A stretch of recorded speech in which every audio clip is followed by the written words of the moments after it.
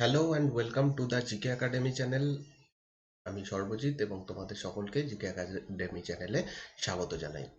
আমরা মডার্ন হিস্ট্রির ওপরে স্পেকট্রামের যে a brief history of modern India এই বইটা রয়েছে, সেটাকে আমরা অ্যানালাইসিস করছিলাম, সেটার আমরা একটা সামারি দেখছিলাম। এবং এখানে আমি অলরেডি কয়েকটা চ্যাপ্টার কমপ্লিট করে এসেছি এবং আগের দিনে আমি বাংলার পুরো হিস্ট্রি দেখিয়েছিলাম যে বাংলা কিভাবে স্বাধীন একটা নবাবিতে পরিণত হলো, বাংলায় কিভাবে ইংরেজরা দখল করলো, কিভাবে পলাশির যুদ্ধ হলো, কিভাবে পানিপথ বক্সারের যুদ্ধ হলো, এই সমস্তগুলো আমরা দেখে এসেছি।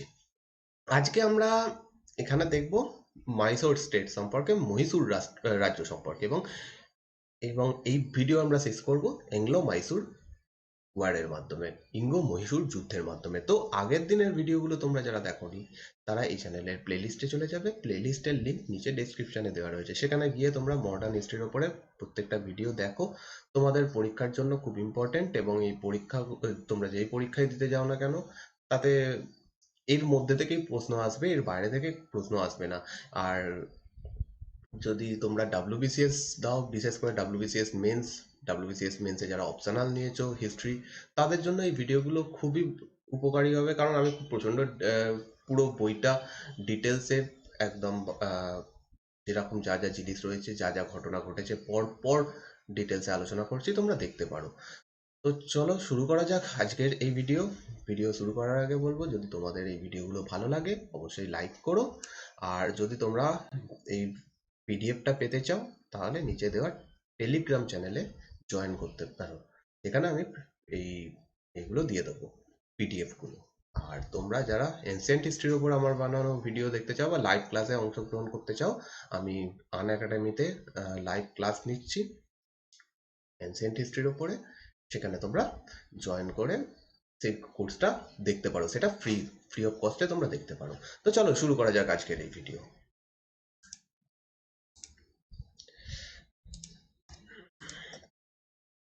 ছোট করে আমরা ওয়াডিয়ার বংশ বা মহীশূর রাজ্যটা কিভাবে প্রতিষ্ঠা হলো এই জিনিসটা একটু বুঝে নেব, দিয়ে আমরা অ্যাংলো মাইসোর ওয়ার, যেটা আমাদের আজকের মেইন টপিক, সেখানে যাব। কারণ প্রথম থেকে আমাদের জানতে হবে অ্যাকচুয়ালি এই মহীশূর রাজ্যটা কিভাবে স্থাপিত হলো, এবং মহীশূর রাজ্যের পরপর ইতিহাস আমরা একদম প্রথম থেকে শেষ অবধিই দেখব।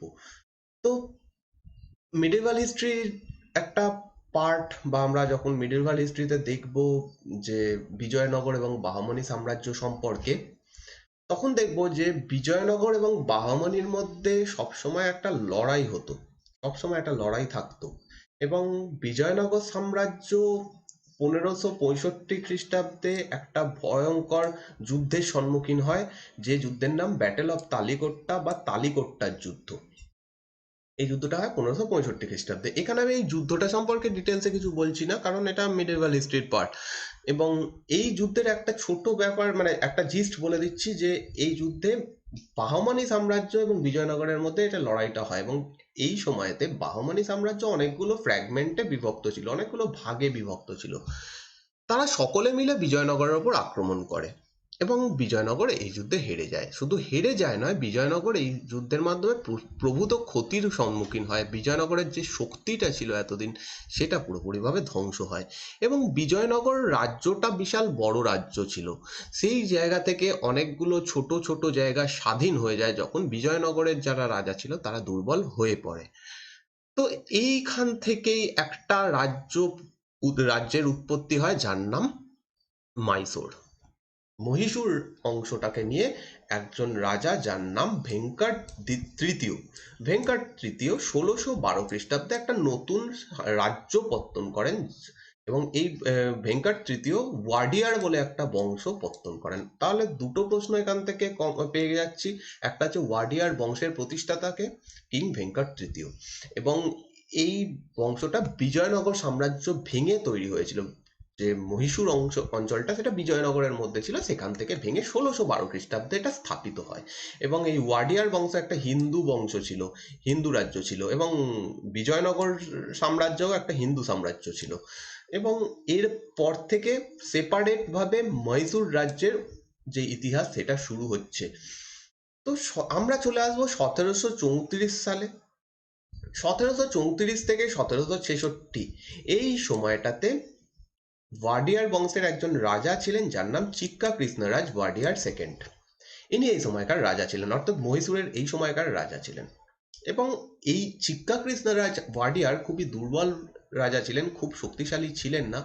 এর সময়ে দুজন ব্যক্তি খুব শক্তিশালী হয়ে ওঠে, যাদের সম্পর্কে একটু পরে দেখছি। একজনের নাম হচ্ছে নংরাজ এবং আরেকজন হচ্ছে দেবরাজ, দুই ভাই। এরা অ্যাকচুয়ালি মন্ত্রী ছিল, সেখান থেকে তারা সমস্ত ক্ষমতার অধিকারী হয়ে যায়। এবং এই সময় থেকেই 18 শতাব্দীর সেকেন্ড হাফ থেকেই মহীশূর রাজ্যে হায়দার আলীর নেতৃত্বে একটা সাম্রাজ্য তৈরি হবে। এখনো পর্যন্ত এখানে ওয়াডিয়ার বংশ রাজত্ব করছে, যাদের রাজা চিক্কা কৃষ্ণরাজ ওয়াডিয়ার।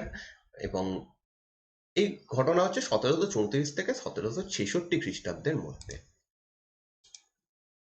তো যেটা বলছিলাম, এই সময়ে দুজন ব্যক্তি, একজনের নাম নঞ্জরাজ এবং আরেকজনের নাম দেবরাজ, এরা দুই ভাই ছিল। এরা দুজন মেনলি ক্ষমতার অধিকারী হয়ে যায়। এবং যে চিক্কা কৃষ্ণরাজ ওয়াডিয়ার ছিল, এ একটা পাপেট রুলার ছিল, একজন কাঠপুতুল রাজা ছিল। তার বিশেষ কোনো ক্ষমতা ছিল না, সমস্ত ক্ষমতা এই দুজন ভাইয়ের হাতে ছিল। এবং এই দুই ভাইয়ের কিন্তু কোনো উদ্দেশ্য ছিল না যে মহীশূর রাজ্যটাকে বড় করব বা তাদের সেটাকে প্রপার শাসন করব, এরকম কোনো তাদের উদ্দেশ্য ছিল না। তারা মেনলি ক্ষমতার অধিকারী হয়ে নিজেদের স্বার্থ গোছাতো, নিজেদের ক্ষমতা মানে নিজেদের যে অর্থ ইত্যাদি ইত্যাদি এগুলো তারা নিজেদের মধ্যে জোগাড় করে নিত। মেন যে শাসন ব্যবস্থা, এইটার কোনো কিছুই এরা দেখতো না। অতএব যেটা হওয়ার ছিল সেটাই হয়। এই মহীশূর রাজ্য এই সময় প্রচন্ড দুর্বল হয়ে পড়ে। এবং মহীশূর রাজ্যের চারপাশে যে অন্যান্য রাজ্যগুলো রয়েছে, যেমন নিজাম, হায়দ্রাবাদের নিজাম, মারাঠা, এরা এই সময় ধীরে ধীরে শক্তিশালী হতে শুরু করেছে এবং এরা বারে বারে মহীশূরকে আক্রমণ করতে শুরু করে। তো এইরকম একটা পরিস্থিতিতে 1721 খ্রিস্টাব্দে হায়দার আলীর জন্ম হয়। হায়দার আলী সম্পর্কে ঐতিহাসিকরা বলছেন যে ইনি নিরক্ষর ছিলেন, কোনো পড়াশুনো জানতেন না, কিন্তু একজন অসামান্য ভালো অ্যাডমিনিস্ট্রেটর ছিলেন, একজন অসাধারণ যোদ্ধা ছিলেন এবং প্রচন্ড কূটনৈতিক ব্যক্তি ছিলেন। যদিও তিনি পড়াশোনা জানতেন না, কিন্তু এই সমস্ত দিক থেকে দেখলে তাকে অবশ্যই এই সময়কার একজন one of the important ruler বলা যেতে পারে। তো 1721 খ্রিস্টাব্দে একটা সাধারণ ঘরে হায়দার আলীর জন্ম হয়। এবং প্রথমে এ এই আর ওয়াডিয়ার বলে যে রাজবংশটা রয়েছে তাদের আন্ডারেই কাজ করতো, বলা যেতে পারে চিক্কা কৃষ্ণরাজের আন্ডারে। যদিও চিক্কা কৃষ্ণরাজের কোনো ক্ষমতা নেই, প্রপারলি নন্দরাজ এবং হচ্ছে দেবরাজ এদের আন্ডারে কাজ করত। এবং একজন সামান্য সৈনিক হিসাবে, একজন ঘোড়সওয়ার সৈনিক হিসাবে তার জীবন তিনি শুরু করেন। এবং এরপর থেকে ধীরে ধীরে এ তার ক্ষমতা বৃদ্ধি করতে শুরু করে।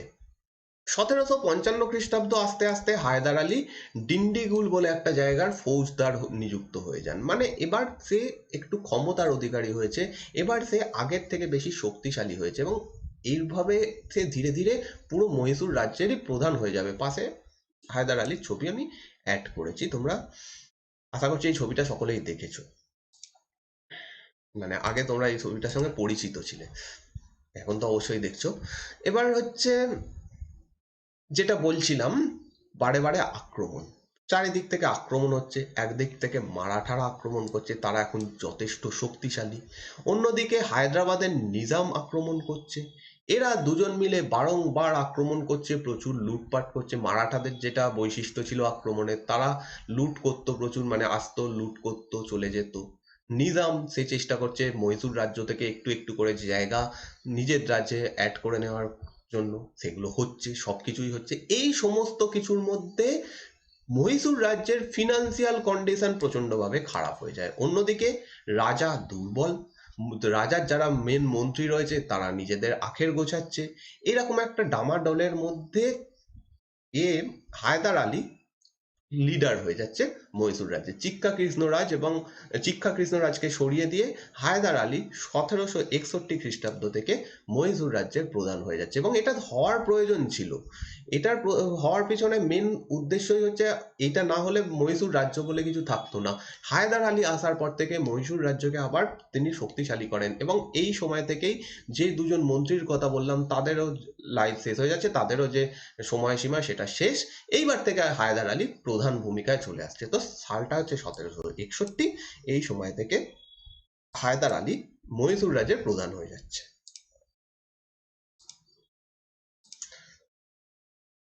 হায়দার আলী একটা খুব ভালো জিনিস বুঝে গেছিল, যে মহীশূর রাজ্যকে যদি শক্তিশালী করতে হয় তাহলে তার একটা প্রপার সেনাবাহিনী দরকার। যে সেনাবাহিনী এতদিনে প্রচণ্ডভাবে দুর্বল হয়ে পড়েছে, সেনাবাহিনী বলেই সেরকমভাবে কিছু নেই। অন্যদিকে যদি মারাঠাদের দিকে দেখি, মারাঠারা অসাধারণ ঘোড়সওয়ার ছিল। তারা ঘোড়ার পিঠে করে মাইলের পর মাইল খুব কম টাইমে পেরিয়ে যেত।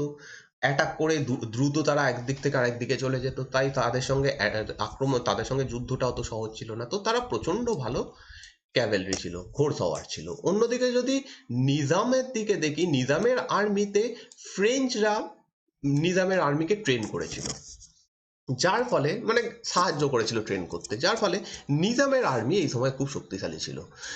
এরা দুজন যখন আক্রমণ করছে, অন্যদিকে মহীশূর রাজ্যের কোনো ভালো আর্মি নেই, তো বারে বারে আক্রমণ হচ্ছে। হায়দার আলী বুঝে যায় যে আমাদের আর্মিকে সংগঠন করতে হবে, প্রথম কাজ হচ্ছে আর্মিকে সংগঠন করা। এবং ভারতের প্রবাবলি এক প্রথম রুলার যে বিদেশিদের সাহায্য নিয়ে এত বড় একটা লার্জ স্কেলে সৈন্যবাহিনী বানায়, বিশাল বড়। হ্যাঁ, নিজামের আর্মিও ফ্রেঞ্চদের দ্বারা হয়েছিল, ট্রেন হয়েছিল, কিন্তু নিজামের আর্মি অতটাও হয়নি যতটা মহীশূর রাজ্যের হায়দার আলীর আন্ডারে যে সৈন্যবাহিনী ছিল সেটা ট্রেন হয়েছিল। হায়দার আলী এই সময় ফ্রেঞ্চদের সাহায্য নিতে শুরু করে, এবং এই সময় থেকেই হায়দার আলীর সঙ্গে ফ্রেঞ্চদের একটা ভালো সম্পর্ক স্থাপন হতে শুরু হয়। তো যাই হোক, এরকম একটা কাজ তিনি শুরু করেন, আর্মিকে সংগঠন করতে শুরু করেন, অস্ত্রের কারখানা বানান। তিনি আরো একটা জিনিস বুঝেছিলেন, যে মডার্ন যে ওয়্যার টেকনিক, মডার্ন যে লড়াই, এটা পুরোপুরি অস্ত্রের ওপর নির্ভরশীল। প্রাচীন পদ্ধতিতে বড় বড় কামান নিয়ে লড়াই করলে হবে না। সেই কারণে তিনি ডিন্ডিগুল বলে যে জায়গাটা, যেখানে তিনি প্রথমে নিযুক্ত হয়েছিলেন অ্যাজ এ অ্যাডমিনিস্ট্রেটর, সেই জায়গাতে একটা ফ্যাক্টরি বানান যেখানে অস্ত্র শস্ত্র তৈরি হতো। এটাও সেই সময়কার রাজাদের মধ্যে, ভারতীয় রাজাদের মধ্যে প্রথম রাজা যে এটা করেছিল। ডিন্ডিগুলে তিনি একটা, ডিন্ডিগুল জায়গাটা তামিলনাড়ুর মধ্যে পড়ছে, এবং এই জায়গাতে তিনি একটা অস্ত্র কারখানা তৈরি করেছিলেন, এবং এটাতেও ফ্রেঞ্চরা সাহায্য করেছিল। এবং আস্তে আস্তে আর্মিকে ট্রেনিং দেওয়া, এই অস্ত্র শস্ত্রের পরিমাণ বাড়ানো, সেগুলোকে ইউজ করা, এই সমস্ত করতে করতে হায়দার আলী একটা শক্ত সৈন্যবাহিনী বানিয়ে তোলেন, একটা বড় সৈন্যবাহিনী, এবং একটা খুবই এফিসিয়েন্ট সৈন্যবাহিনী গড়ে তোলেন। কিন্তু তখনও পর্যন্ত তার পুরোপুরি আর্মিও তৈরি হয়নি, সে তখনও অতটাও শক্তিশালী হয়নি। সেই জন্য এই সময় দেখা যাচ্ছে যে মাধব রাওয়ের নেতৃত্বে মারাঠারা আক্রমণ করছে 1764 খ্রিস্টাব্দে, 1766 খ্রিস্টাব্দে এবং 1771 খ্রিস্টাব্দে। পর পর মারাঠারা আক্রমণ করে অনেকটা জায়গা দখল করে নিচ্ছে। কিন্তু এর মাঝখানে একটা ঘটনা ঘটে গেছে, সেটা হচ্ছে পানিপথের তৃতীয় যুদ্ধ। পানিপথের তৃতীয় যুদ্ধ যখন হয়ে যায়, তারপরে মারাঠারা কিছুদিনের জন্য কিছুটা হলেও দুর্বল হয়ে পড়েছিল। তারপরে যখন আবার তারা রিঅর্গানাইজ করবে, তারপরে তারা আবার আক্রমণ করবে। কিন্তু মাঝখানের যে সময়টা, সেই সময় হায়দার আলীও তার যে সৈন্যবাহিনী সেটা গুছিয়ে নেয়। এই যে এই কাজগুলো দেখছিলাম, হায়দার আলী ফ্যাক্টরি তৈরি করছে, হায়দার আলী ফ্রেঞ্চদের সাহায্য নিয়ে তার আর্মি তৈরি করছে, এইগুলো ওই মাঝখানের সময়টায় হচ্ছিল। এবার কিছুটা সে শক্তিশালী হয়, তারপরেও কিন্তু মারাঠারা যথেষ্ট বড় শক্তি ছিল। পানিপথের তৃতীয় যুদ্ধের পর মারাঠারা আবার রিঅর্গানাইজ করে। মারাঠারা এই মাধব রাওয়ের নেতৃত্বে 1764, 66 এবং 71 খ্রিস্টাব্দে পর পর আক্রমণ করে, এবং সেই সময় এই হায়দার আলী তাদের হাতে পরাজিত হয়। এবার আমরা ধীরে ধীরে চলে যাচ্ছি ফার্স্ট অ্যাংলো মহীশূর ওয়ারের দিকে, প্রথম ইঙ্গ মহীশূর যুদ্ধ, 1767 থেকে 1769 খ্রিস্টাব্দ। এই সময়টাতে প্রথম ইঙ্গ মহীশূর যুদ্ধ হয়েছিল। এবার প্রথম ইঙ্গ মহীশূর যুদ্ধের পেছনে নিশ্চয়ই কোনো কারণ ছিল। হঠাৎ করে কেন ইংরেজদের সঙ্গে হায়দার আলীর শত্রুতা শুরু হলো, কেন এই সমস্ত ঘটনার মধ্যে ইংরেজরা জড়িয়ে পড়লো, সেইগুলো আগে দেখবো। তারপর দেখবো যে এই লড়াইটায় কি হয়েছিল, ফাইনাল কি ঘটনা ঘটেছিল ইত্যাদি ইত্যাদি। সালটা হচ্ছে 1767 থেকে 69। 1757 সালটা আমাদের মাথায় রাখতে হবে, কারণ 1757 সাল ইংরেজদের কাছে খুব একটা ইম্পর্টেন্ট সময়। সেই সময় তারা পলাশির যুদ্ধ জয়লাভ করেছে, বাংলায় তারা জয়লাভ করে নিয়েছে এবং তারা হিউজ প্রফিট বাংলা থেকে এতদিনে পাওয়া শুরু করে দিয়েছে। এবং বাংলা জয় করার পর ইংরেজদের মনে একটা জিনিস এসে যায় যে আমরা এবার ধীরে ধীরে অন্যান্য রাজ্যগুলোও অধিকার করতে পারি। যেটা আমি আগের দিনের ভিডিওতে বলছিলাম, এই জায়গাটা থেকেই শুরু হয়ে যাচ্ছে ইংরেজদের মনে এই চিন্তাটা আসা যে আমরা চাইলে অন্যান্য রাজ্যগুলো দখল করতে পারি। অন্যদিকে বাংলার যা টাকা তারা পেয়েছে বাংলা থেকে অ্যাটাকের, মানে এই পুরো বাংলা জয় করার পরে যে প্রচুর হিউজ পরিমাণে টাকা পায়, সেইটার মাধ্যমে তারা তাদের মিলিটারি স্ট্রেংথ প্রচন্ড বেশি বাড়িয়ে দেয়, তাদের আর্মি প্রচন্ড বেশি স্ট্রং করে দেয়। এমনিতেই তারা যথেষ্ট টেকনিক নিয়ে লড়াই করত, তাদের কাছে আধুনিক অস্ত্র শস্ত্র ছিল, কিন্তু এই অর্থের মাধ্যমে তারা আরো ভালো একটা সৈন্য বানিয়ে দেয়। তো এই সময়ের যদি আমরা ইংরেজ সৈন্য দেখি, সেটা ওই পলাশির যুদ্ধ বা তার আগের যে যুদ্ধগুলো ছিল, ইংরেজরা যা যা কাজ করছিল, সেই সময়ের থেকে অনেক বেশি স্ট্রং আর্মি, অনেক বেশি শক্তিশালী আর্মি। সেই আর্মিকে এই মহীশূর রাজ্য হায়দার আলী প্লাস টিপু সুলতান অনেকবার হারিয়ে দেবে। এবং ভারতীয় রাজাদের মধ্যে এই দুজন ইংরেজদের সঙ্গে চোখে চোখ রেখে লড়াই করেছে এবং ইভেন ইংরেজদেরকে একটা হিউমিলেটিং চুক্তি করতে পর্যন্ত বাধ্য করেছে এই হায়দার আলী। তো সেই সমস্ত ঘটনাতেই আমরা যাব। তো একটা জিনিস আমাদের মাথায় রাখতে হবে, 1757 সাল আমাদের পলাশির যুদ্ধ হয়ে গেছে এবং ইংরেজরা এখন যথেষ্ট স্ট্রং এবং তাদের লক্ষ্য হচ্ছে এবার আমরা আরো জায়গা দখল করব। ওকে, এবার ইংরেজরা আরো বেশি করে ভারতের যারা দেশীয় রাজা রয়েছে তাদের মধ্যে ইন্টারফেয়ার করতে শুরু করছে, কারণ তারা জানে আমাদের আর্মি যথেষ্ট স্ট্রং। এবার তারা কি করছে, 1766 খ্রিস্টাব্দে হায়দ্রাবাদের নিজামের সঙ্গে চুক্তি করছে। এই চুক্তিতে নিজামকে বলা হচ্ছে যে যদি কোনো কারণে হায়দার আলী আক্রমণ করে আমরা তোমাকে বাঁচাবো, কারণ নিজাম হায়দ্রাবাদ রাজ্যটা হচ্ছে এবার থেকে আবার দুর্বল হতে শুরু করছে। তার আগে এবার ইংরেজদের শরণাপন্ন হচ্ছে। অনেকবার দেখবো নিজাম হায়দ্রাবাদের নিজাম ইংরেজদের সঙ্গে চুক্তি করবে। তো নিজাম এই একটা চুক্তি করে 1766 খ্রিস্টাব্দে। সেকেন্ড ব্যাপার, হায়দার আলীর সঙ্গে মারাঠাদের খারাপ সম্পর্ক ছিল, কারণ মারাঠারা এর আগে অনেকবার আক্রমণ করেছে। আগের স্লাইডে দেখলাম 3বার আক্রমণ করে দিয়েছে অলরেডি, মানে তাদের শক্তি পড়ে যাওয়ার পরেও, তৃতীয় পানিপথের যুদ্ধের পরেও তারা আবার 3বার আক্রমণ করে দিয়েছে। তো স্বাভাবিকভাবে এই সময় মারাঠারাও হায়দার আলীর একজন শত্রু। আর একটা জায়গা রয়েছে আরকাট। এই আরকাট অঞ্চলের যে নবাব ছিল এও হায়দার আলীর শত্রু ছিল। অতএব হায়দার আলী 3 দিক থেকে শত্রু। উপরের দিক থেকে যদি দেখি তাহলে দেখবো মারাঠা, সাইডে যদি ডান দিকে দেখি তাহলে দেখবো নিজাম, আর দক্ষিণ দিকে যদি দেখি তাহলে দেখবো আরকাট। 3 দিকে শত্রু। এরকম একটা পরিস্থিতিতে হায়দার আলী পুরো একা হয়ে যায়, কারণ 3জনেই একজনের শত্রু, সে হচ্ছে হায়দার আলী। অতএব 3জনই বন্ধু হয়ে যায়। আর আরকাট রাজ্যটাকে নিয়ে বেশি ভাবতে হবে না, কারণ আরকাট রাজ্যটা অ্যাকচুয়ালি ইংরেজদের একটা আশ্রিত রাজ্য ছিল। তো এক কথায় বলা যেতে পারে আরকাট মানে ইংরেজ, ইংরেজ মানে আরকাট। তো এই জায়গাতে নিজাম, হায়দ্রাবাদের নিজাম, মারাঠা এবং ইংরেজরা, এরা 3জনে মিলে একটা শক্তি জোট বানিয়ে ফেলে যে আমরা হায়দার আলীর বিরুদ্ধে লড়াই করব। 3জনেরই উদ্দেশ্য রয়েছে আগে থেকেই, এরা দুজন নিজাম এবং মারাঠারা অ্যাটাক করছেই এবং ইংরেজরা চাইছে আমরা এখন জায়গা দখল করব। অতএব এরা 3জন মিলে একটা শক্তি জোট বানিয়ে ফেলছে এবং হায়দার আলী একদম একা হয়ে যাচ্ছে। কিন্তু এই জায়গাতে হায়দার আলীর প্রচন্ড কূটনৈতিক বুদ্ধি তিনি কাজে লাগান। এই জন্য হিস্টোরিয়ানরা বারে বারে হায়দার আলীকে অ্যাপ্রিসিয়েট করেছে। এইরকম কঠিন পরিস্থিতিতে হায়দার আলী মারাঠাদের সঙ্গে একটা চুক্তি করে নিচ্ছে। এই চুক্তিতে বলা হচ্ছে যে মারাঠাদের কিছু জায়গা দিয়ে দেবে, কিছু টাকা পয়সা তাদের দেবে, যেরকম তারা চৌদ বা সরদেশমুখী নিত সেরকম কিছু টাকা দিয়ে, কিছু জায়গা দিয়ে তাদেরকে শান্ত করে দেওয়া হয়। মারাঠাদের কিন্তু অন্য কোনো উদ্দেশ্য নেই। মারাঠারা কোনোদিনই চায়নি যে আমরা পুরো ভারত দখল করে নেব, দিয়ে শাসন করবো, এরকম কোনো উদ্দেশ্য তাদের ছিল না। অতএব তাদের মেন উদ্দেশ্য ছিল অ্যাটাক গুলো করার, সেটা হচ্ছে চৌথ পাওয়া, সর্দেশমুখী পাওয়া, এবং তার সঙ্গে অল্প কিছু কিছু জায়গা দখল করে নিজেদের জায়গায় অন্তর্ভুক্ত করা, যেখান থেকে তারা প্রফিট করতে পারে। তো মারাঠাদের সঙ্গে একটা চুক্তি করা সম্ভব হয়। হায়দার আলী বুঝে যায় যে এটা তাদের লক্ষ্য, তাদের সঙ্গে একটা চুক্তি সে করে ফেলে। মারাঠারা গেল, নিজামের সঙ্গে একটা চুক্তি করা হয়, এবং নিজামকে বলা হয় যে এর পরবর্তীকালে মহীশূর রাজ্য আর যে যে জায়গা দখল করবে, হায়দার আলী লড়াই করে কোনো জায়গা যদি দখল করে, সেই জায়গার কিছুটা পোর্শন নিজামকে দেওয়া হবে, কিছুটা পোর্শন হায়দার আলী নেবে। অতএব নিজামও এবার সেই চুক্তিতে মেনে যাচ্ছে, তারও প্রফিট হচ্ছে, যে তাকে যুদ্ধ করতে হচ্ছে না, সে ফ্রিতে একটা জায়গা পেয়ে যাবে।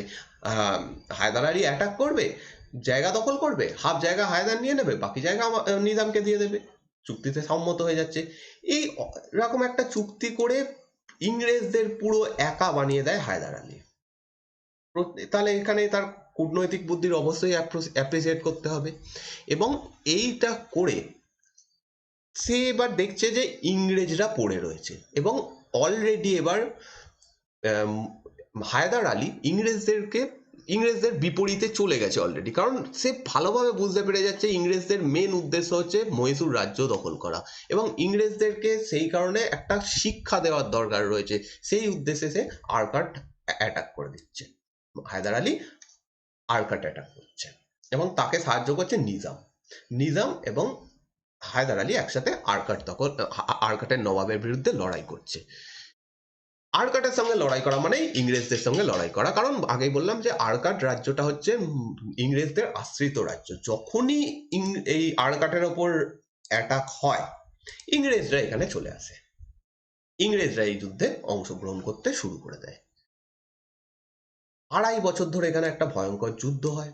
ইংরেজদের একটা স্ট্রং আর্মি, অন্যদিকে হায়দার আলী এবং নিজামের আর্মি, দুজনে মিলে স্ট্র্যাটেজিক্যালি অ্যাটাক করতে থাকে বিভিন্ন জায়গা থেকে, এবং ফাইনালি হায়দার আলী আরো একটা পাল্টা চাল চালে এখানে, একটা যেটাকে বলা যেতে পারে, এখানে মাস্টার স্ট্রোক বলা যেতে পারে, সেটা হচ্ছে ম্যাড্রাসে অ্যাটাক করা।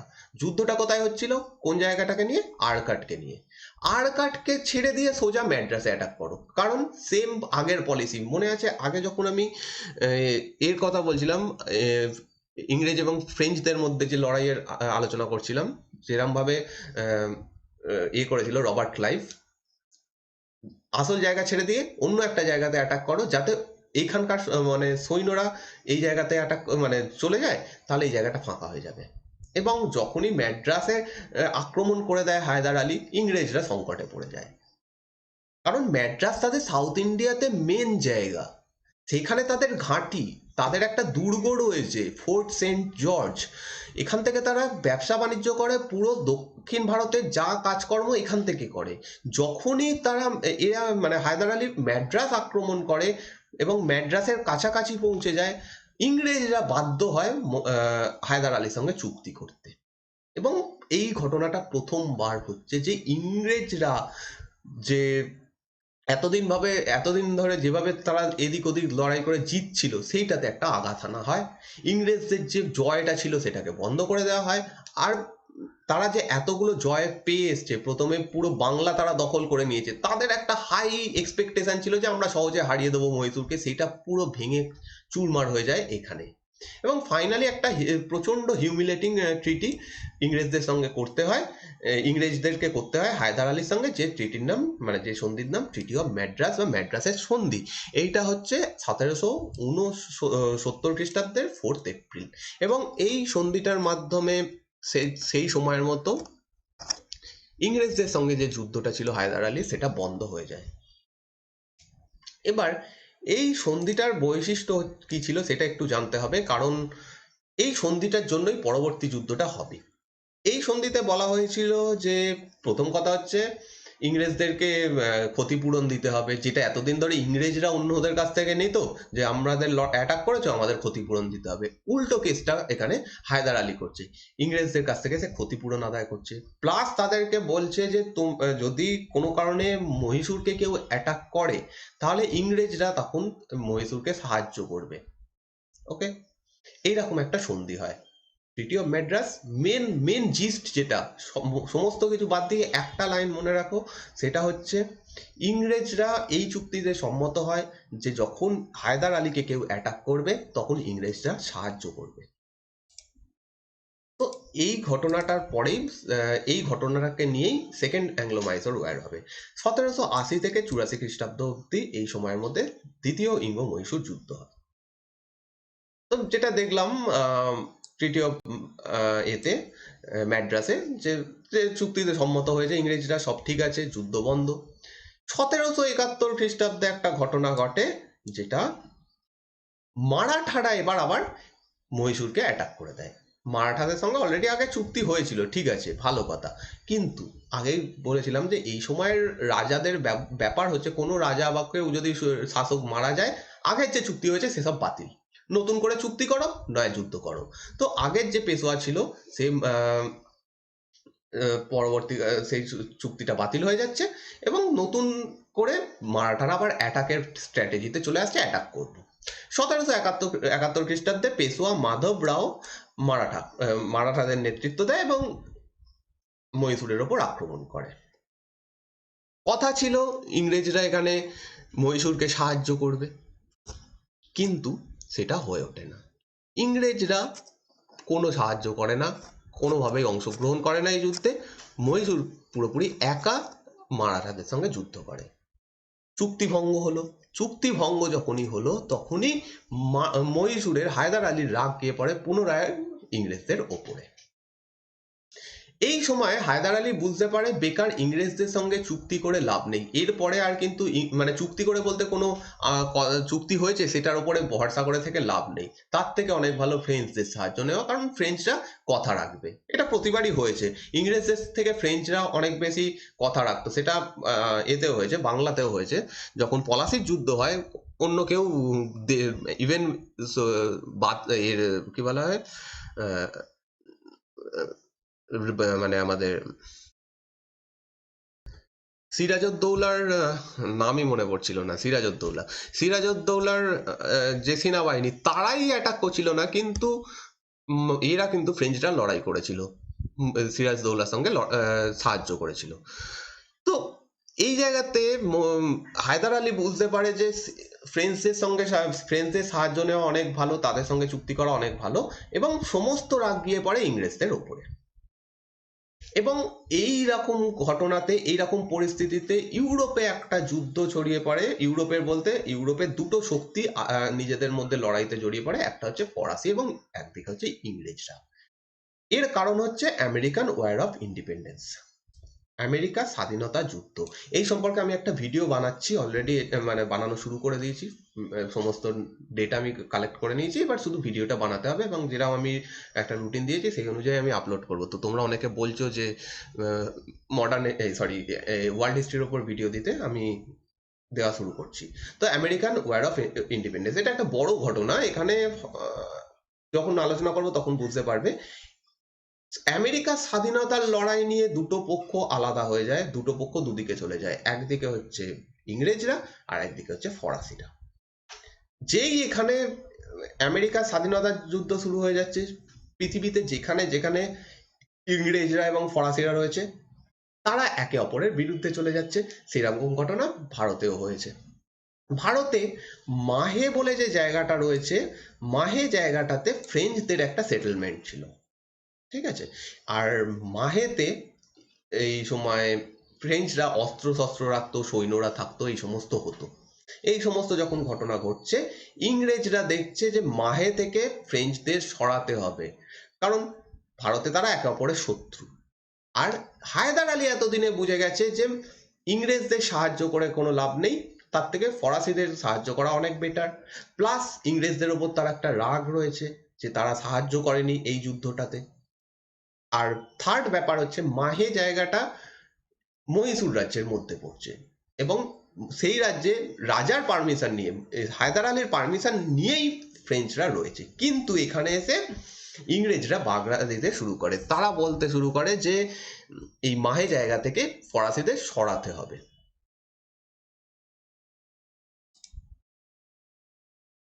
তো হায়দার আলী এখানে কি করবে? ইংরেজদের সাহায্য করবে? নিশ্চয়ই করবে না। হায়দার আলী সোজাসুজি বলে দেয় যে মাহেতে কোনো ইংরেজ ফরাসিদের সরানো হবে না। সেই সময় ইংরেজরা মাহে ক্যাপচার করার জন্য, দখল করার জন্য একটা আক্রমণ করে। আর আগেই বললাম মাহে জায়গাটা হায়দার আলীর জায়গার মধ্যে পড়ছে। আর প্লাস এতদিনে ফ্রেঞ্চদের সঙ্গে হায়দার আলীর একটা ফ্রেন্ডশিপ ভালো জায়গায় চলে গেছে। যখনই মাহে দখল করার জন্য ইংরেজরা অ্যাটাক করে, সঙ্গে সঙ্গে সেকেন্ড যুদ্ধটা, second battle of second Anglo Mysore war শুরু হয়ে যাচ্ছে। তো 1775 থেকে 82 এর মধ্যে আরো একটা ঘটনা ঘটে যাচ্ছে, যেটা হচ্ছে ফার্স্ট অ্যাংলো মারাঠা ওয়ার শুরু হয়ে গেছে। ওকে, একদিকে ইংরেজদের সঙ্গে এবার শুরু হতে চলেছে ইঙ্গো মহীশূর যুদ্ধ। মহীশূরের সঙ্গে অ্যাটাক করতে যুদ্ধ হতে শুরু, মানে যুদ্ধের সময় হয়ে গেছে। অন্যদিকে ইংরেজরা ব্যস্ত রয়েছে মারাঠাদের সঙ্গে লড়াইতে। আর মারাঠারা যেহেতু ইংরেজদের বিপরীতে এখন, তারা আর ইংরেজদের সঙ্গে চুক্তি করবে না, এটাই স্বাভাবিক ঘটনা। এই সুযোগটা কাজে লাগায় হায়দার আলী। এই সুযোগে হায়দার আলী মারাঠাদের সঙ্গে একটা সন্ধি করে নেয়, যে সন্ধিতে বলা হয় যে মারাঠারা প্লাস মহীশূর একসাথে ইংরেজদের বিরুদ্ধে লড়াই করবে, এবং সাথে সাথে নিজামকেও তাদের দলে টেনে নেয়। তাহলে আবার একটা শক্তি জোট এখানে দাঁড়িয়ে যায়।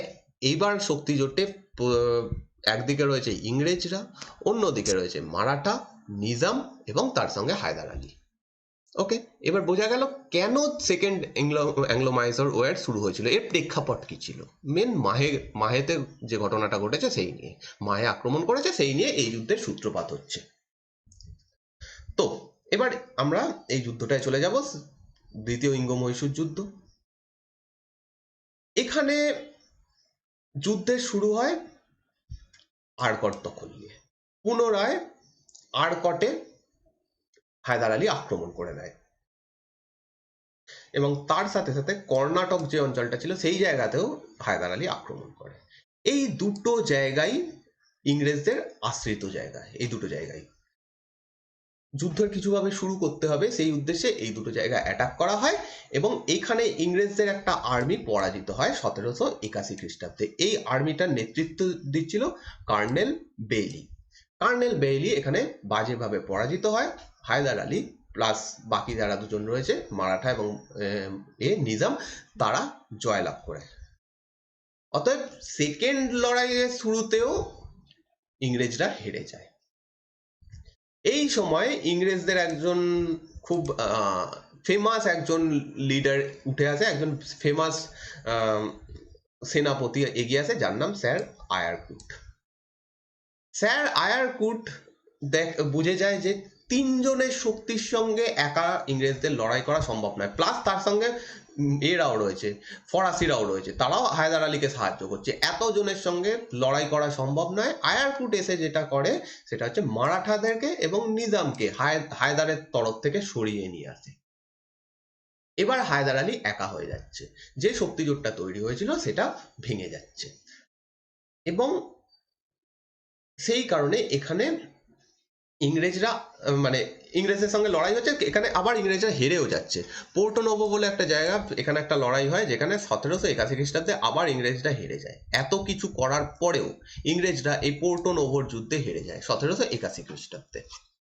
ওকে, কিন্তু ইংরেজরা পাল্টাও লড়াই করে, এরম নয় যে সব জায়গাতে তারা হেরে গেছিল। পোর্টো নোভোতে হেরেছিল। আগে দেখলাম যে এতে এই দুটো জায়গা কর্নেল ভ্যালি হেরে গেছিল, আরকাট এবং এতে কর্ণাটকে এই দুটো জায়গায় হেরে গেছে, আর পোর্টো নোভো এই জায়গাটাতে হেরে যায় ইংরেজরা। কিন্তু ইংরেজরা কিছু কিছু জায়গাতে আক্রমণ করে এবং কয়েকটা জায়গাতে জয়ও লাভ করে। যাই হোক, 1782 খ্রিস্টাব্দে মারাঠাদের সঙ্গে লড়াই শেষ হয়ে যায়। মারাঠাদের সঙ্গে একটা চুক্তি হয় ইংরেজদের, যে চুক্তির নাম ট্রিটি অফ সালাবাই বা সলাবাইয়ের সন্ধি। এই সন্ধির মাধ্যমে 1782 খ্রিস্টাব্দে মারাঠা এবং ইংরেজদের লড়াই শেষ হয়। এবং এর মধ্যে আরো একটা ঘটনা ঘটে, সেটা হচ্ছে হায়দার আলী মারা যায়। হায়দার আলীর অ্যাকচুয়ালি ক্যান্সার ছিল, এবং 7ই ডিসেম্বর 1782 খ্রিস্টাব্দ, যদিও এই ডেটটা কনফার্ম নয়, কিন্তু মোটামুটি অধিকাংশ ঐতিহাসিক বলছেন যে এই দিনেই হায়দার আলী মারা গেছিল। 7ই ডিসেম্বর 1782 খ্রিস্টাব্দে হায়দার আলী মারা যায়, এবং এই সময় দেখো এখনো যুদ্ধ চলছে।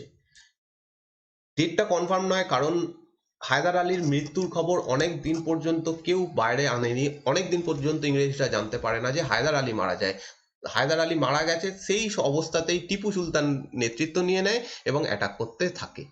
তো যাই হোক, 1782 খ্রিস্টাব্দে হায়দার আলী মারা যায় ক্যান্সারে। এবং যখন ইংরেজরা জানতে পারে যে হায়দার আলী, ফাইনালি একটা টাইমে এসে জানতে পারে যে ইংরেজরা মারা গেছে, প্লাস তাদের সঙ্গে যে মারাঠাদের যুদ্ধ হচ্ছিল সেটাও শেষ হয়ে গেছে, এই দুটো ঘটনা ইংরেজরা একটু উপরের দিকে উঠে যায়। কারণ তাদের এবার একজনের সঙ্গেই লড়াই করতে হচ্ছে, প্লাস তাদের যে মেন রুলার হায়দার আলী সেই মারা গেছে। এই অবস্থাতে টিপু সুলতান এগিয়ে আসে। টিপু সুলতান নেতৃত্ব গ্রহণ করে, তারপরেও প্রায় 1 বছর লড়াই চলে, কিন্তু ফাইনালি দুটো পক্ষই একটু দুর্বল হয়ে পড়েছিল। শুধুমাত্র মারাঠারা যে এই মহীশূর রাজ্যই যে দুর্বল হয়েছিল নয়, ইংরেজরাও দুর্বল হয়েছিল। একদিকে তারা মারাঠাদের সঙ্গে এত বড় একটা যুদ্ধ করছে, একদিকে 4 বছর ধরে হায়দার আলী মানে হচ্ছে আমাদের মহীশূর রাজ্যের সঙ্গে যুদ্ধ হচ্ছে। সেই কারণে তারা এবার চাইছিল কোনো কারণে একটা যুদ্ধকে বন্ধ করতে হবে। তো সেই হিসাবে একটা শান্তি চুক্তি স্বাক্ষরিত হয়, যেটা হচ্ছে ট্রিটি অফ ম্যাঙ্গালোর 1782 খ্রিস্টাব্দে। এই সন্ধির মাধ্যমে ঠিক হয় যে ইংরেজরা মারাঠাদের যে জায়গাগুলো দখল করেছে সেগুলো তারা ফেরত দিয়ে দেবে। সরি, মারাঠাদের না বলছি, যারা মহীশূর রাজ্যে যে জায়গাগুলো দখল করেছে সেগুলো তারা ফেরত দিয়ে দেবে, এবং মহীশূর ইংরেজদের যে জায়গাগুলো দখল করেছে সেগুলো ফেরত দিয়ে দেবে।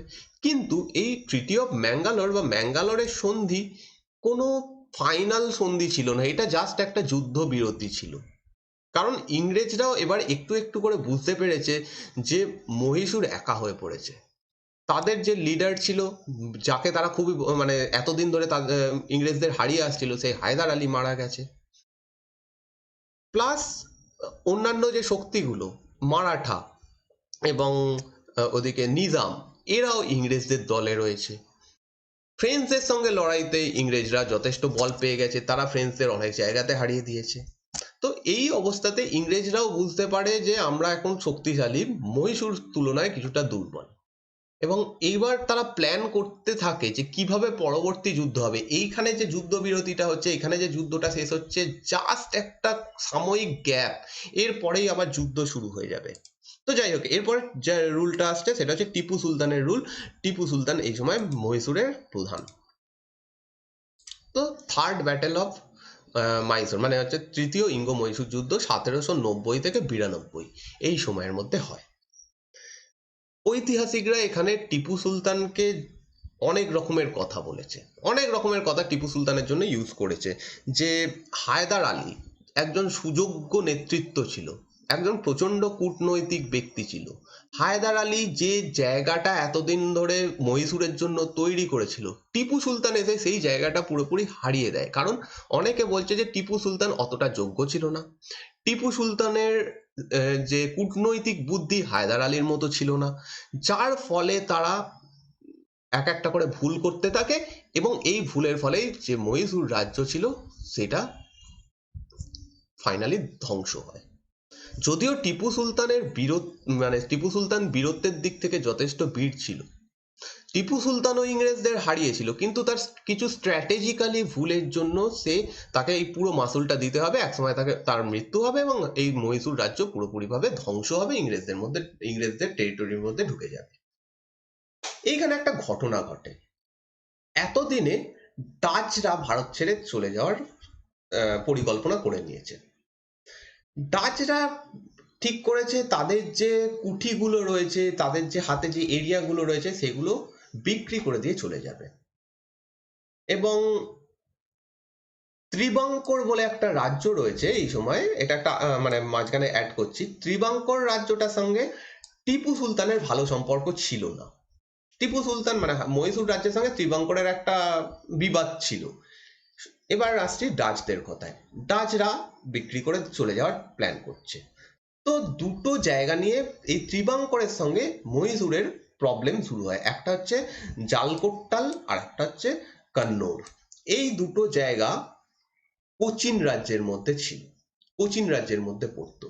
আর কোচিন রাজ্যটা মহীশূর রাজ্যের একটা ফডাটরি রুলার ছিল, মানে ফডাটরি রুল ছিল এখানে, মানে মহীশূরের আন্ডারে একজন শাসক এখানে শাসন করত, যে কোচিনের কোচিনের যিনি শাসক ছিলেন। অতএব এই দুটো জায়গা যদি কোচিনের মধ্যে পড়ে, জাল্লাকোট এবং কন্নৌর, এই দুটো জায়গা যদি কোচিনের মধ্যে পড়ে, এই দুটোর ওপর প্রাইমারি অধিকার কার হওয়া উচিত? টিপু সুলতানের। সে এটা কিনবে বলে রাজি হয় যে আমি এই জায়গাগুলো কিনে নেব ডাচদের কাছ থেকে। এবার এখানে ত্রিবাঙ্কর এসে 1790 খ্রিস্টাব্দে এই দুটো জায়গা কিনে নেয়। এবং একটা জিনিস এখান থেকে আমরা বুঝতে পারছি যে ত্রিবাঙ্করের নিজের কোনো ক্ষমতা কিন্তু ছিল না। তারা নিজের বলেই এসে টিপু সুলতানকে সরিয়ে দিয়ে নিজেরা কিনে নিয়েছে এরম নয়, তাদের পিছনে ইংরেজদের কোনো না কোনো মত ছিল। কারণ তারা জানে যদি কোনো কারণে ত্রিবাঙ্করকে হায়দার আলী অ্যাটাক করে, আমরা এখানে ঢুকে যাব এবং গিয়ে টিপু সুলতানের সঙ্গে লড়াই শুরু করে দেবো, যেটা তারা চাইছিল। একটু আগে বললাম যে তারা জানে যে এ মহীশূর রাজ্য আগের থেকে কিছুটা হলেও এখন দুর্বল। ঘটনা সেম হয়। ত্রিবাঙ্কর যখন এটা কিনে নেয়, তখন হায়দার আলী ত্রিবাঙ্করের রুলারের উপর আরো বেশি রেগে যায়। কারণ একদিকে ত্রিবাঙ্করের সঙ্গে বিবাদ ছিল, তার উপরে টিপু সুলতানের টেরিটরির মধ্যে একটা জায়গা, বা টিপু সুলতানের একজন সামন্ত রাজার হাতের জায়গার মধ্যে দুটো জায়গা এসে বাইরের একজন রুলার এসে কিনে নিচ্ছে, যে আবার শত্রু। টিপু সুলতান এখানে ত্রিবাঙ্করের ওপর অ্যাটাক করে দেয়। এবং ঐতিহাসিকরা বলছে এটা বিশাল বড় ব্লান্ডার ছিল। টিপু সুলতানের এটা ভাবা উচিত ছিল যে ত্রিবাঙ্করের পিছনে ইংরেজরা রয়েছে। টিপু সুলতান এটা ভাবতে পারতো যে ইংরেজরাই এইগুলো করাচ্ছে, কিন্তু টিপু সুলতান তখন রাগের বশবর্তী হয়ে হোক বা যেভাবে হোক কোনো কূটনৈতিক দিকে না গিয়ে ডাইরেক্ট অ্যাটাক করে দেয়, যেটা তার ক্ষেত্রে সব থেকে বড় ভুল। এবার পুরো 100% ভুল বলাও যায় না, এখানে ত্রিবাঙ্করের সত্যি মানে ত্রিবাঙ্করেরই মেন ভুলটা ছিল। এবং স্বাভাবিক ঘটনা যে একজন মেন রুলার, যার সে জানে আমার কিছুটা হলেও শক্তি রয়েছে, এরম নয় যে হায়দার এই টিপু সুলতানের একদম ক্ষমতা নেই, তার যথেষ্ট পাওয়ারফুল একটা আর্মি রয়েছে, সে স্বাভাবিক অ্যাটাক করবে, সে করেও ছিল। কিন্তু ব্যাপারটা হচ্ছে এখানে একটা কূটনৈতিক কিছু করা উচিত ছিল, যেমন করে হায়দার আলী বিভিন্ন অন্যান্য শক্তিগুলোকে একত্রিত করে অ্যাটাক করতো, এরকম কিচ্ছু টিপু সুলতান করছে না, ডাইরেক্ট এরা অ্যাটাক করে দিচ্ছে।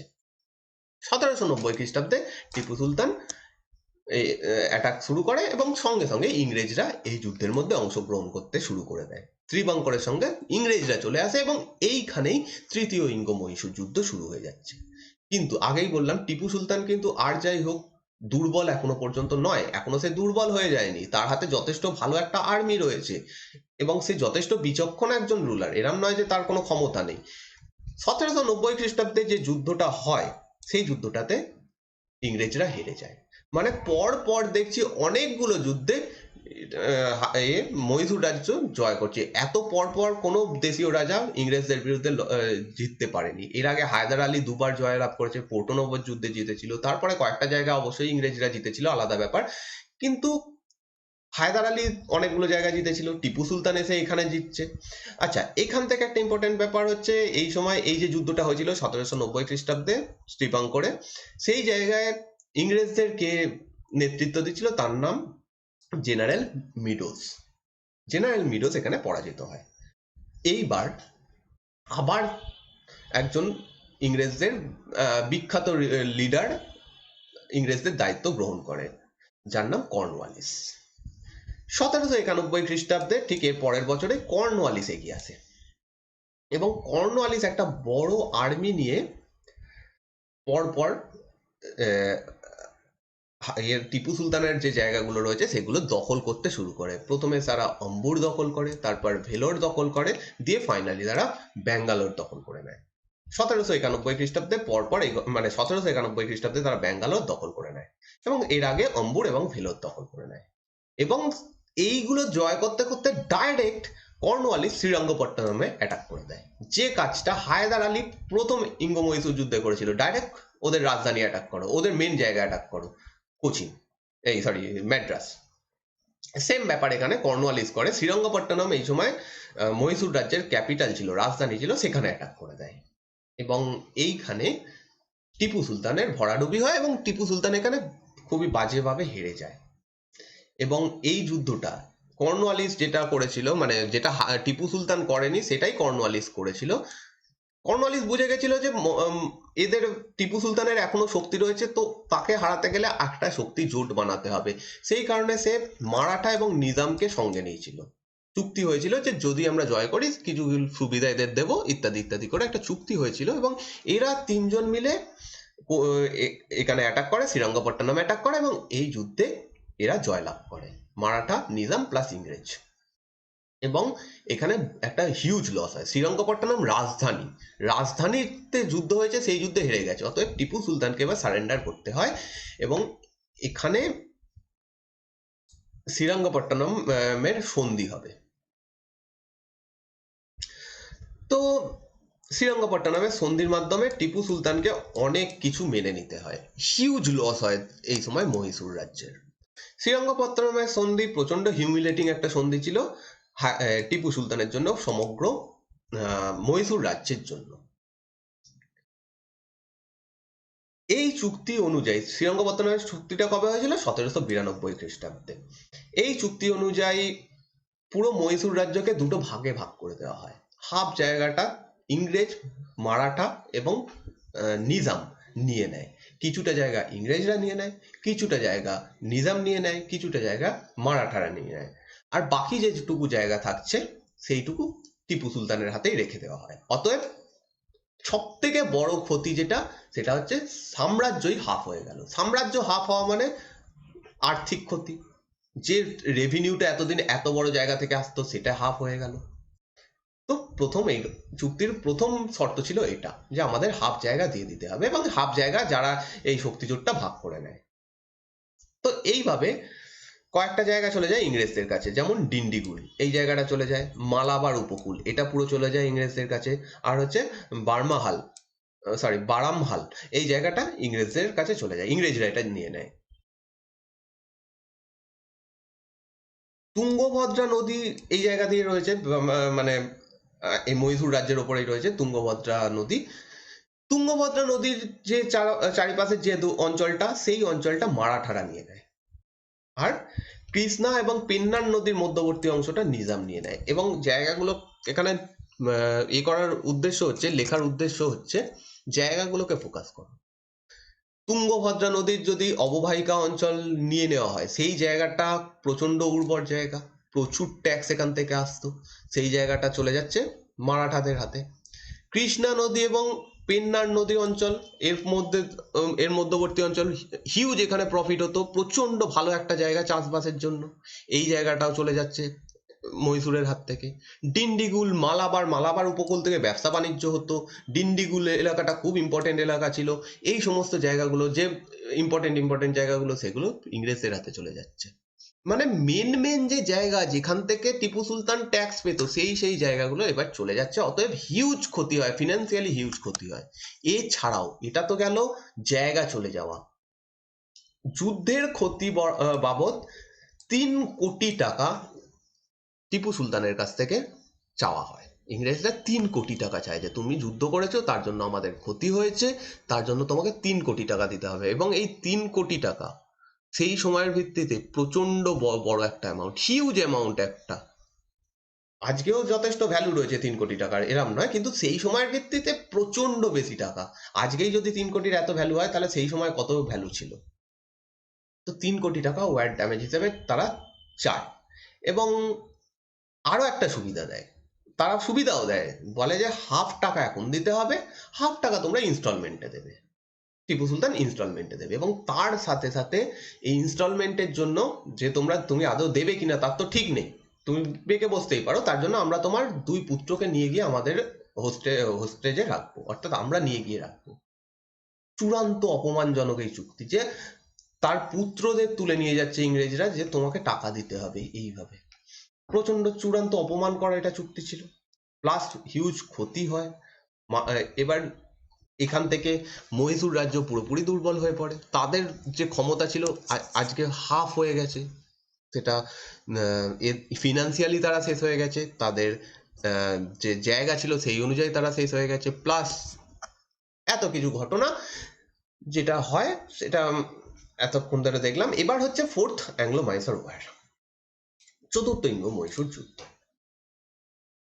টিপু সুলতান শেষ চেষ্টা করে, সে একটু একটু করে তার পুত্রদেরও ছাড়িয়ে আনে, দিয়ে এবার ঠিক করে যে ফাইনালি আমাদের একটা লড়াই করতে হবে, যদিও জানতো না যে এটাই তার শেষ লড়াই হবে, কিন্তু সে একটা চেষ্টা করে যে আমরা এবার ইংরেজদের বিরুদ্ধে আবার লড়াই করব, ইংরেজদেরকে হারাবো, আমাদের যা যা গেছে সেগুলোকে ফেরত নিয়ে আসবো। এইবার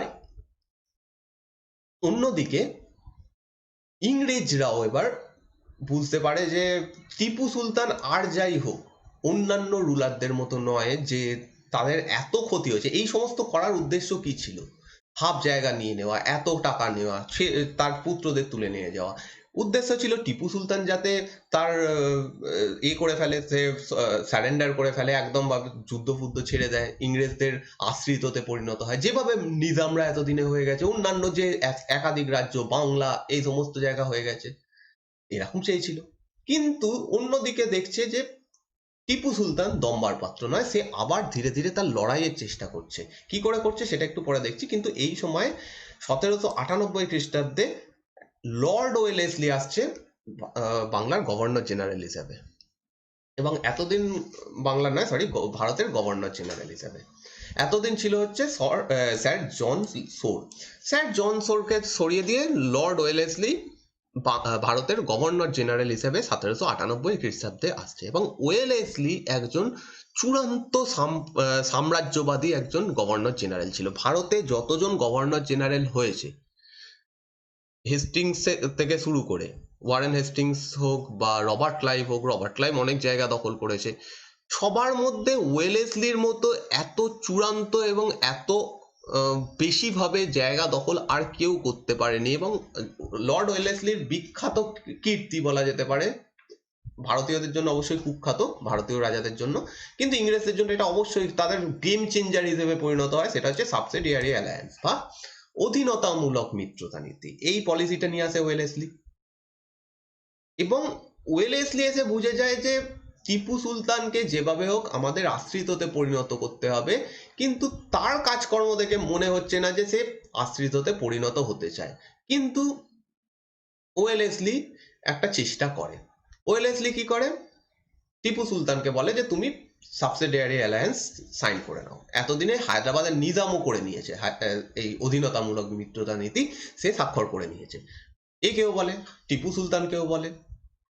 টিপু সুলতান ডাইরেক্ট এটা রিজেক্ট করে, তিনি একজন স্বাধীন চেতার নবাব ছিলেন, ডাইরেক্ট এটা রিজেক্ট করে দেয়। এবং ওয়েলেসলি বুঝে যায় টিপু সুলতানকে আলাদা এরকম করে ছেড়ে রাখা যাবে না, তাকে যেভাবে হোক এবার ফাইনালি দমন করতে হবে। কারণ প্রথম টিপু সুলতান এই পুত্রদের ছাড়িয়ে নিয়ে যাওয়ার পর থেকেই ফ্রেঞ্চদের সঙ্গে ব্যাপক সম্পর্ক গড়ে তুলতে শুরু করে। ফ্রেঞ্চদের মাধ্যমে সে একটা বড় আর্মি গঠন করতে শুরু করে, নতুন নতুন অস্ত্র শস্ত্র ইত্যাদি তৈরি করতে শুরু করে। এবং এই কারণে ওয়েলেসলি একটা মানে এবার টিপু সুলতানের বিরুদ্ধে একটা আক্রমণ শুরু করে, এবং এই আক্রমণটাই চতুর্থ ইঙ্গ মহীশূর যুদ্ধ নামে পরিচিত। তো এই আক্রমণটা শুরু হয় 17ই এপ্রিল 1799 খ্রিস্টাব্দে, এবং 1799 খ্রিস্টাব্দেরই 4th মেতে শেষও হয়ে যায়। এবং যতই চেষ্টা করুক না কেন টিপু সুলতানের আর কিন্তু আগের মতো ক্ষমতা নেই, মহীশূরের আগের মতো ক্ষমতা নেই। তারা ফরাসিদের সাহায্য নিয়েছিল বটে, তারা নতুন করে চেষ্টা করেছিল বটে, কিন্তু সেই সময়টা টিপু সুলতান পায় না, যে যতটা সময় দরকার ছিল একটা প্রপার আর্মি গঠন করতে, একটা আর্মিকে ট্রেনিং করে অস্ত্র শস্ত্র বানিয়ে একটা বড় আর্মি তৈরি করতে সময় লাগবে। তাছাড়া টিপু সুলতানের টাকা পয়সা অনেকটাই চলে গেছে, জায়গা অনেকটা চলে গেছে, সেই সময়টা সে পায় না যে একটা বড় আর্মি বানাবে। তো যাই হোক, এখানে যে আক্রমণটা হয়, এই আক্রমণে শ্রীরঙ্গপত্তনমের পতন হয়, অর্থাৎ টিপু সুলতানের রাজধানীতে পুনরায় অ্যাটাক করা হয়, এবং এই যুদ্ধে টিপু সুলতান হেরেও যায়, প্লাস তাকে হত্যা করে দেওয়া হয়। টিপু বারংবার তাকে মানে হয়, আক্রমণ টিপুর ওপর করা হয়। প্রথমে করে জেনারেল স্টুয়ার্ট, তারপরে করে general Harris, finally Arthur Wellesley. Lord Wellesley নিজের ভাই ছিল এই আর্থার ওয়েলেসলি, এবং একজন জেনারেল ছিল, ইংরেজ আর্মির প্রধান ছিল। এ অ্যাটাক করে। তাছাড়া লর্ড ওয়েলেসলি নিজে অ্যাটাক করে। তো বারংবার আক্রমণ করা হয় এবং ফাইনালি 1799 খ্রিস্টাব্দের 4th মেতে এসে শ্রীরঙ্গপট্টনমের পতন হয় এবং টিপু সুলতান মারা যায়। এবং শুধু এরা ছিল না, এরা প্রত্যেকেই দারুণ দারুণ এক একজন জেনারেল ছিল।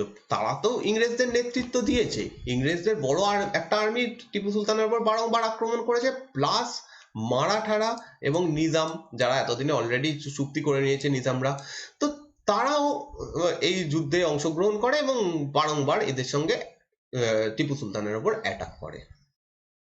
ওকে, তো যেটা হওয়ার যে টিপু সুলতান এই যুদ্ধে মারা যায় এবং ফাইনালি এই মহীশূর রাজ্যের পতন হয়। এবং এর সাথে সাথে মহীশূর রাজ্যের পতন হওয়ার সাথে সাথে ইংরেজদের সব থেকে বড় যে দুজন শত্রু এতদিনে ছিল ভারতে, একটা হচ্ছে মারাঠারা আর একটা হচ্ছে নিজাম, এই সরি মহীশূর।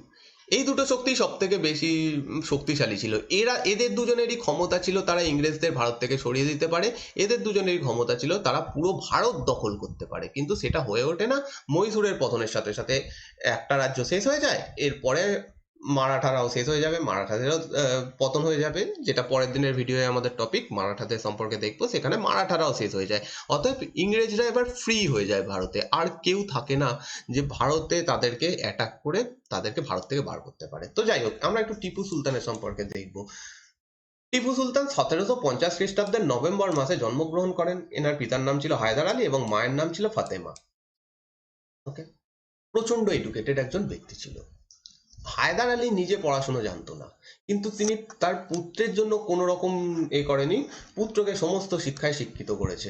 এই সময়ে শিক্ষা বলতে ল্যাঙ্গুয়েজ বা নীতিশাস্ত্র, দর্শন, এই সমস্তই পড়াশোনা হতো। তো টিপু সুলতান আরবিক ভাষায় কথা বলতে জানতো, ফার্সি ভাষা জানতো, উর্দু জানতো, কন্নড় ভাষা যাকে আমরা বলি কন্নড় ভাষা জানতো। এই সমস্ত ভাষায় সে পণ্ডিত ছিল, শুধু বলতে জানতো না, পণ্ডিত ছিল সে। এই সমস্ত ভাষায় সে করেছে, বিদ্যা চর্চা করেছে। এবং টিপু সুলতান বুঝে যায়, মানে তার পিতার মতো টিপু সুলতানও বোঝে যে আমাদের প্রপার একটা মিলিটারি গঠন করতে হবে এবং সেই মিলিটারি আধুনিক হতে হবে। আর আধুনিক মিলিটারির একটা বড় উপাদান হচ্ছে নেভাল পাওয়ার, অর্থাৎ সমুদ্র শক্তি। এইটা বুঝতে পেরে 1796 খ্রিস্টাব্দে টিপু সুলতান নেভাল পাওয়ার বানাতে শুরু করে। ভারতের এই সময়ের রাজাদের মধ্যে কেউ এরকম করেনি, কারুর এই সময় নেভাল পাওয়ার ছিল না, মানে সমুদ্র শক্তি ছিল না। বহুদিন আগে আমরা জানি চোলদের ছিল, তারপরে থেকে ভারতে আর কোনো রুলারদের প্রপার নেভাল পাওয়ার ছিল না, ইভেন এদেরও ছিল না। সুলতানদের তো ছিলই না, আর মুঘল বাদশাদেরও খুব একটা ভালো ছিল না, ছিল অল্প স্বল্প, কিন্তু সেরকম শক্তিশালী ছিল না। সেই জায়গাতে পৌঁছতে চেয়েছিল টিপু সুলতান এবং বিভিন্ন জায়গাতে বন্দর স্থাপন করে, 22খানা জাহাজ কেনে, এরকম সমস্ত জিনিস সে করতে থাকে, একটা বড় বানাতে থাকে, নেভাল পাওয়ার বানাতে থাকে। অনেকগুলো বন্দর সে বানায়, মানে বন্দর বলতে ব্যবসায়িক বন্দর নয়, যুদ্ধের জন্য যে বন্দর। বন্দর দু রকমের হয়, এক রকমের বন্দর যেখানে শুধুমাত্র ব্যবসা করা হতো এই সময়, আর এক রকমের বন্দর যেখান থেকে প্রপারলি নেভি থাকতো।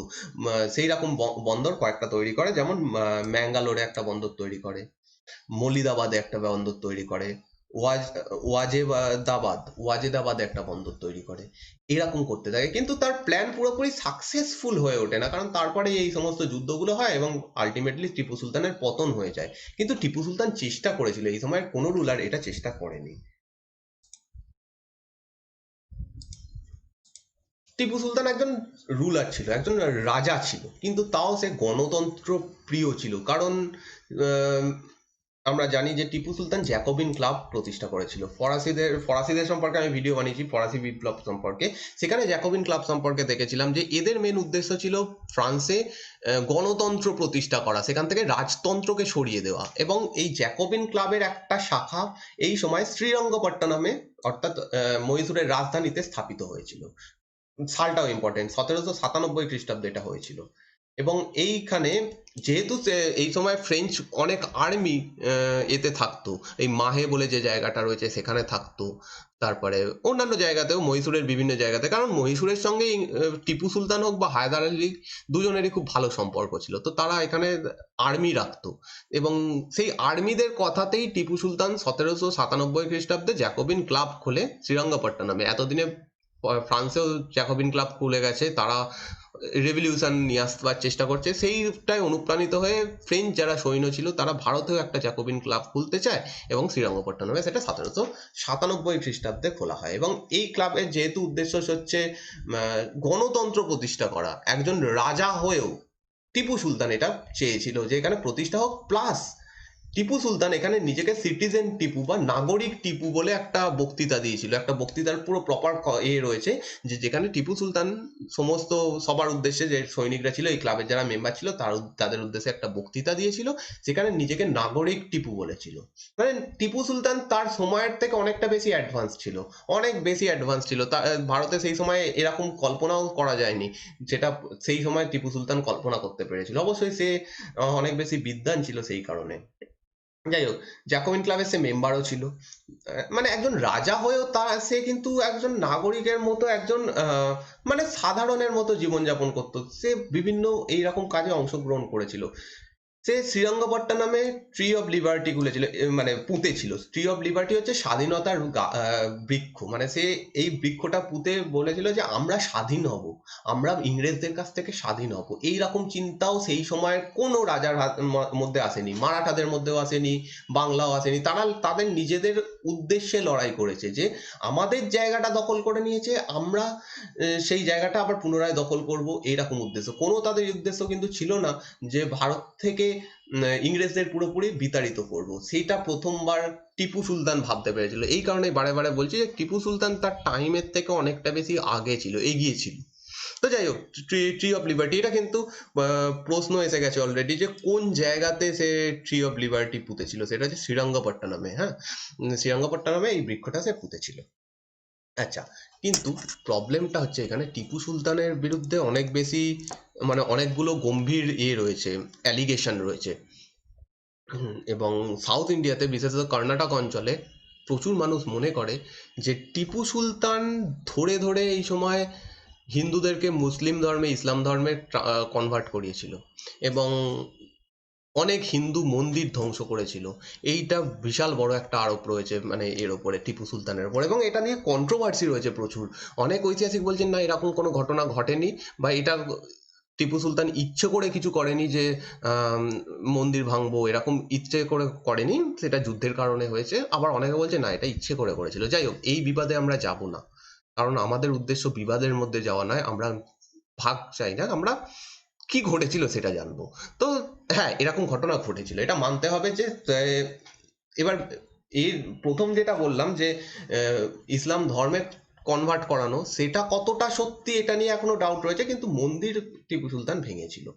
এবং এই কারণে তাকে এই আধুনিক যুগের ঔরঙ্গজেব বা সাউথের ঔরঙ্গজেবও অনেকে বলেছে, অনেকে এটা বলে যে সাউথের ঔরঙ্গজেব, কারণ ঔরঙ্গজেবও সেম কাজ করেছিল। ঔরঙ্গজেব কোনোদিনই মানে এই জন্য তাকে অতটা ভালো বলা চলে না, কারণ একজন রাজার এই হচ্ছে যে সে সমস্ত ধর্মের মানুষকে সমানভাবে দেখবে। সে হিন্দু রাজা হোক, সে ইসলাম ধর্মের রাজা হোক, বা সে বৌদ্ধিস্ট রাজা হোক, তার কাজ হচ্ছে সে যেহেতু রাজা, সে সবার রাজা।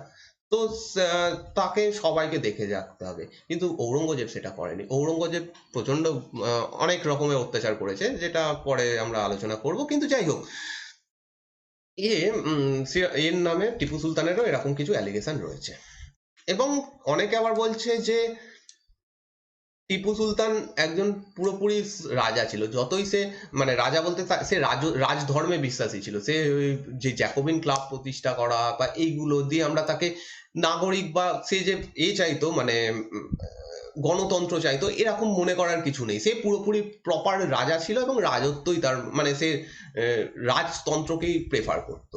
কিন্তু যাই হোক, বিভিন্ন রকম অ্যালিগেশন আছে, বললাম বিভিন্ন লোকের মত বিভিন্ন। এখানে আমরা যে, আমিও নিজে বলতে পারবো না যে কোনটা সত্যি, কারণ আমিও অত পণ্ডিত নই, বা আমিও অত বেশি এইগুলো নিয়ে করিনি, পড়াশোনা করিনি। যতটা আমাদের দরকার, আমি যতটা জানি সেটাই সেটাই তোমাদের আমি বলছি, যে এটা নিয়ে এক্স্যাক্টলি কেউ বলা চলে না, মানে বলা যায় না কি ছিল অ্যাকচুয়ালি।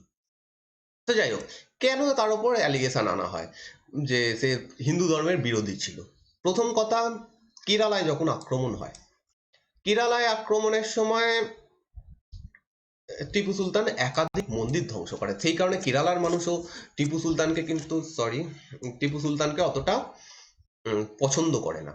এখনো টিপু সুলতানের এতে মানে নেগেটিভ কথা প্রচন্ড বেশি কেরালা বা কর্ণাটক এই সমস্ত অঞ্চলে প্রচারিত রয়েছে।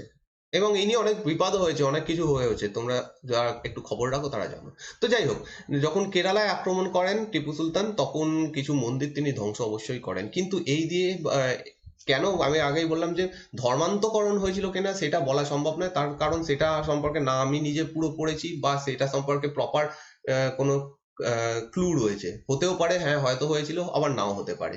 কিন্তু মন্দির ভাঙার কথা জানা যায়, এটার রয়েছে, মানে ডকুমেন্টস রয়েছে, এর প্রমাণ রয়েছে।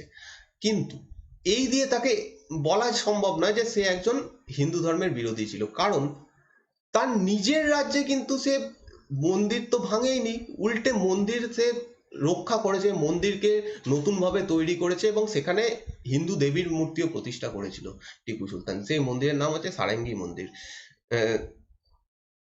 সরি সরি শ্রীঙ্গেরি মন্দির, সারেঙ্গি বলছি, শৃঙ্গেরি মন্দির। শৃঙ্গেরি মন্দির এটা তিনি রিপেয়ার করেছিলেন। এখানে একটা যুদ্ধ হয়েছিল মারাঠাদের সঙ্গে এর টিপু সুলতানের, যে যুদ্ধের ফলে এই মন্দিরটা খুব ড্যামেজ হয়ে গেছিল। ঠিক আছে, সেই কারণে যুদ্ধ শেষ হয়ে যাওয়ার পর টিপু সুলতান এই শৃঙ্গেরি মন্দিরকে রিপেয়ার করিয়েছিল। তারপরে এই মন্দিরের যিনি প্রধান দেবী, দেবী সারদা, তার মূর্তি প্রতিষ্ঠা করিয়েছিলেন। তো যদি তিনি হিন্দু ধর্মের বিরোধী হতেন তাহলে হয়তো এই কাজটা করতেন না, নিশ্চয়ই করতেন না।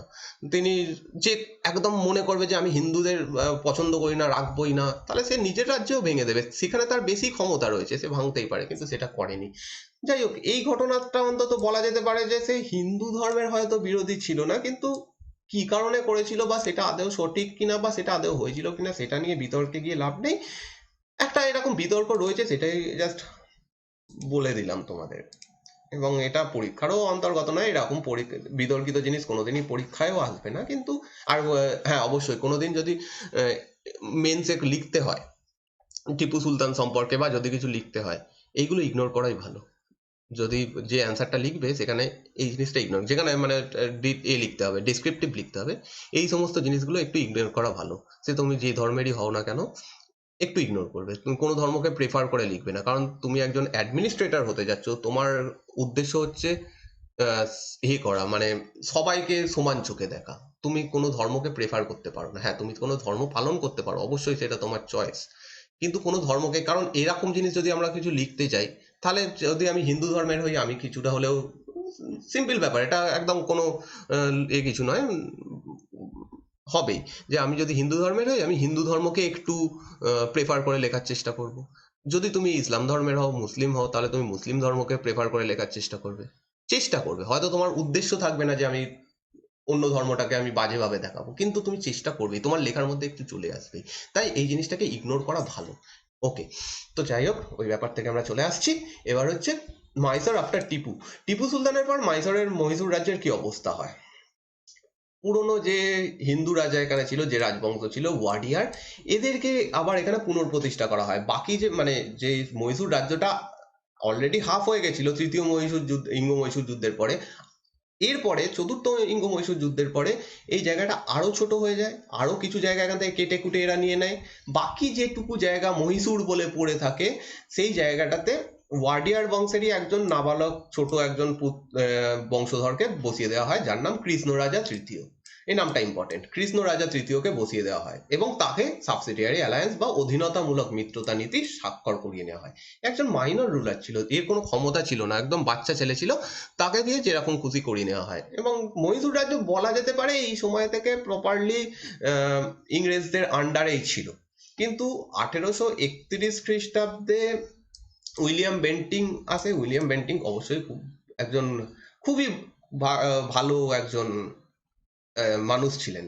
যে সমস্ত ইংরেজরা ভারতে, অনেক ইংরেজরা অনেক ক্ষতি করেছে, অবশ্যই প্রচুর ক্ষতি করেছে, প্রচুর অত্যাচার করেছে, কিন্তু ইংরেজদের মধ্যে অবশ্যই কিছু লোক ভালো ছিল। সবাই 100% খারাপ হতে পারে না। যেমন উইলিয়াম বেন্টিং একজন খুবই ভালো ব্যক্তি ছিলেন, যেমন লর্ড রিপন খুব ভালো ব্যক্তি ছিলেন, প্রচুর ইংরেজ মানে ভারতীয়দের জন্য অনেক কিছু করার চেষ্টা করেছিল। তো যাই হোক, এই উইলিয়াম বেন্টিং 1831 খ্রিস্টাব্দে এসে মাইসোরকে নিজের মধ্যে ডাইরেক্ট নিয়ে নেয়। ওকে, মানে ডাইরেক্ট, এতদিন পর্যন্ত সাবসিডিয়ারি অ্যালায়েন্সে ছিল, একজন রাজা এখানে ছিল, অফিসিয়ালি একজন রাজার শাসনে ছিল, কিন্তু এই সময় এসে 1831 খ্রিস্টাব্দে এসে মহীশূর রাজ্যের যেটুকু অংশ ছিল সেটা পুরোপুরি ইংরেজদের শাসনে নিয়ে আসা হয়। এবার বলবে যে উইলিয়াম বেন্টিং সম্পর্কে এত সুখ্যাতি করে এলাম, তাহলে এটা তো খুব খারাপ কাজ। দেখো, ইংরেজদের দিক থেকে দেখতে হবে এখানে। ইংরেজ যদি আমি যদি কোনো একটা জায়গায় শাসন করতে যেতাম, মানে একজন ভারতীয় যদি কোনো একটা জায়গায় শাসন করতে যেত, সেও চেষ্টা করতো সেই জায়গাটাকে দখল করার, এটাতে খারাপ কিছু নয়, অবশ্যই খারাপ কিছু নয়। কিন্তু বাকি জিনিস অনেক কিছুই খারাপ রয়েছে, কিন্তু আমি দখল করবো, যার পাওয়ার থাকবে, এই সময়ের নিয়মই ছিল যার পাওয়ার থাকবে তার ক্ষমতা, এটা আলাদা ব্যাপার। আর সেকেন্ড ব্যাপার, উইলিয়াম বেন্টিং এই কারণে এই মহীশূর রাজ্যকে অন্তর্গত করেছিল, কারণ ঠিকঠাক করে এখানে শাসন হচ্ছিল না। যে এখানে শাসক ছিল যারা, তারা ঠিকঠাক শাসন করতে পারছিল না, তাই জন্য নিয়ে নিয়েছিল। এবং 1881 খ্রিস্টাব্দে যার কথা বলছিলাম, লর্ড রিপন, সে এসে আবার এখানে রাজ্যটাকে এই ওয়াডিয়ার বংশের হাতেই দিয়ে দেয়, এবং তারপর থেকে স্বাধীনতা অবধি এই মহীশূর রাজ্যটা আলাদা একটা স্বাধীন স্টেট হিসেবে, ইন্ডিপেন্ডেন্ট স্টেট হিসেবেই থাকে। ভারতে প্রচুর এরকম ইন্ডিপেন্ডেন্ট স্টেট ছিল, রাজ্য ছিল, তাদের মধ্যেই একটা হয় মহীশূর রাজ্য। এবং মহীশূর রাজ্যের একটা প্যালেস রয়েছে, মহীশূর প্যালেস বলা হয়, তোমরা গুগলে সার্চ করে দেখতে পারো, অসাধারণ সুন্দর একটা প্যালেস, দারুণ কাজকর্ম করা। ওই প্যালেসটা অ্যাকচুয়ালি এই পরবর্তীকালে যখন ওয়াডিয়ার বংশের শাসন প্রতিষ্ঠা হয় তখন তৈরি হয়েছিল, এই ওয়াডিয়ার রাজারাই সেটা তৈরি করেছিল। খুব সুন্দর একটা প্যালেস। তো এই হচ্ছে ইঙ্গ মহীশূর যুদ্ধ, এবং মহীশূর রাজ্য সম্পর্কে আমরা পুরোপুরি দেখে নিলাম। এর পরের দিন থাকবে মারাঠাদের সম্পর্কে, ওটাও খুব ইম্পর্টেন্ট ভিডিও হতে চলেছে, এবং কালকেই আমি এই ভিডিওটা দিয়ে দেবো। এই ভিডিওটা যদি ভালো লাগে অবশ্যই লাইক, কমেন্ট এবং শেয়ার করো। যদি কোনো প্রশ্ন থাকে আমাকে জানাতে পারো। আর thank you for watching this video.